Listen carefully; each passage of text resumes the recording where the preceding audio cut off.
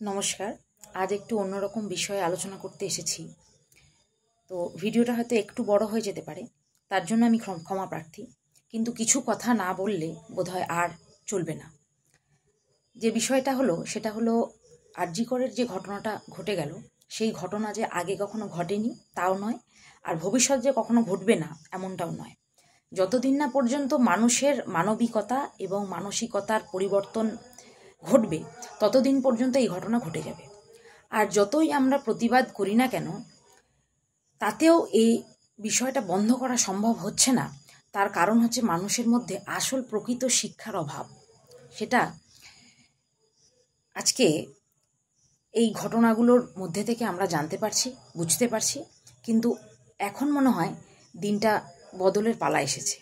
কোনো ফেমিনিজম বা ফেমিনিস্ট কথা বলতে আমি আসিনি। একজন মেয়ে হিসেবে আরেকজন মেয়ের পাশে দাঁড়াতে, বা একজন মেয়ে হিসেবে আরেক মায়ের পাশে দাঁড়াতে, বা একজন মানুষ হিসেবে আরেকজন মানুষের পাশে দাঁড়াতেই আমি এসেছি।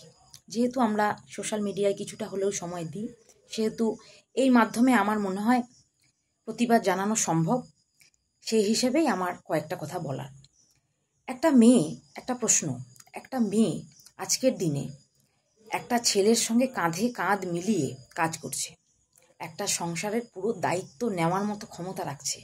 অথচ আমরা সমাজে একটা ছেলেকে যে এনভায়রনমেন্ট দিচ্ছি, একটা মেয়েকে তা কেন দিচ্ছি না? এটা একটা প্রশ্ন। কারণ একটা মেয়ের যদি গোটা সংসার চালাতে হয়, তাহলে তো তার বিভিন্ন রকম শিফটিং ডিউটি আওয়ার্স থাকবেই।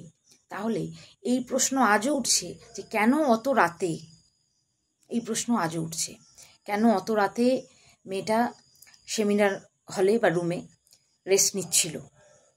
এই প্রশ্ন আজও হচ্ছে। কিন্তু একটা ছেলের ক্ষেত্রে তো এই প্রশ্নটা হয় না।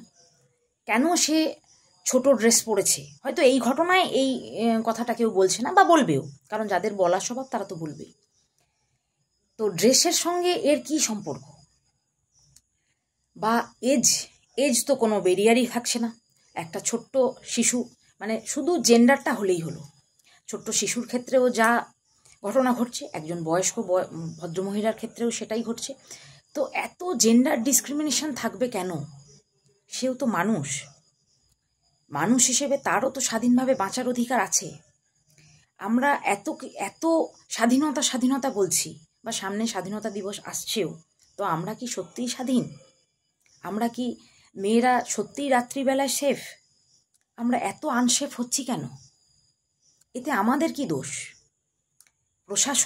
প্রশাসনও যদি সঠিক ব্যবস্থাপনা নেয়ও, তাহলেও মনে হয় এই বিষয়টা বন্ধ হওয়া সম্ভব নয়।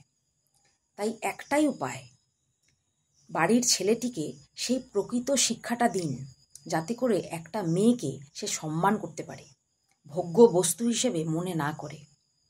একটা মেয়েকে যখন যা খুশি করা যায়, এই চিন্তাভাবনা প্রথম থেকেই তাদের সমূলে নিপাত করতে হবে।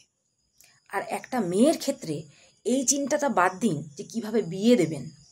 তার জন্য তার ছোটবেলা থেকেই পয়সা জমানো শুরু হয়ে যাচ্ছে, কিভাবে বিয়ে দিতে হবে।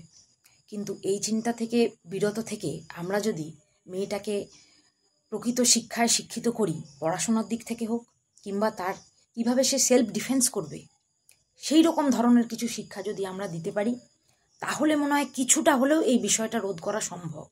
আরেকটা বিষয় বলবো, যেটা হচ্ছে এখানে প্রশাসনের সাহায্য অবশ্যই দরকার। যেটা হলো একটা দৃষ্টান্তমূলক শাস্তির প্রয়োজন। এই সমস্ত কেসে যারা অপরাধী, তাদের হয়ে আবার উকিল থাকে। অপরাধীর হয়ে উকিল, বলতেও লজ্জা, উকিল থাকে, এবং দীর্ঘদিন জেলের সুন্দর ভাত খেয়ে এরা দিব্যি বেঁচে থাকতে পারছে।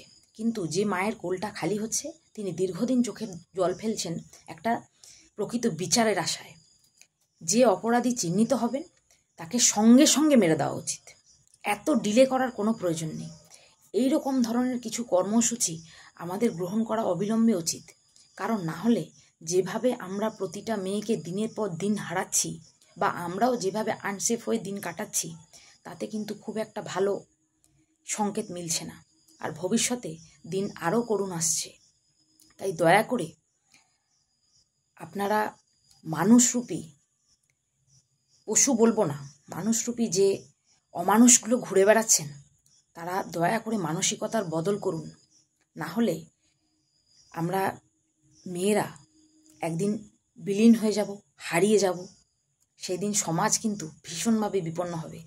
একটু চিন্তা করুন, একটু ভাবুন। প্রত্যেকের বোন, মা এবং আরও অনেক বন্ধু যারা মেয়ে প্রত্যেকের আছে। আমরা প্রত্যেকে উচিত মেয়েদের পাশে দাঁড়ানো। আসুন আমরা সবাই মিলে প্রতিবাদ জানাই এবং কিছুটা হলেও ব্যবস্থাটাকে পরিবর্তন করার চেষ্টা করি। নমস্কার।